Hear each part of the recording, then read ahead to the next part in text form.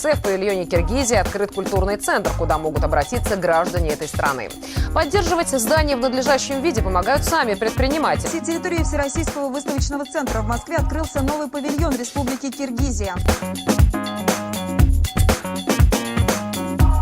Демилге көтөрүшүп, ошол жерде биз Кыргызстандын борборун уюштурабыз деп, ал борборго өз каражаттарын топтоп, 2 миллиондон ашык доллар топтоп, ошол азыр ишке киргизишти. Жакында борбордук теледен көрдүм, абдан жакшы уюштурупту. Кыргыздын руханий, маданий, экономикалык бир очогун бекем кармап, сактап, ошол биздин Россиядагы элчилигибиз менен бирге иштешип, мына ушул ишти мындан ары уланта беришин каалайм. Торговый дом Кыргызстана из сарая его сделал нормальным выставочным комплексом это место.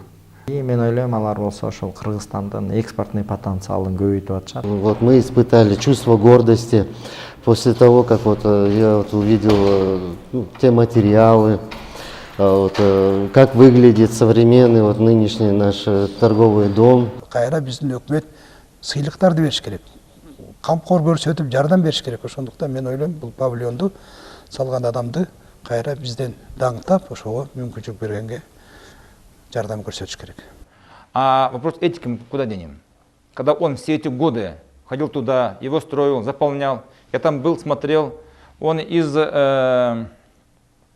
такого здания, которое сегодня в России идет под охраной государства, как культурно-материальная ценность России, так, посмотрите, что он сделал. Он-то внес очень много конструкций, он-то внес в жизнь.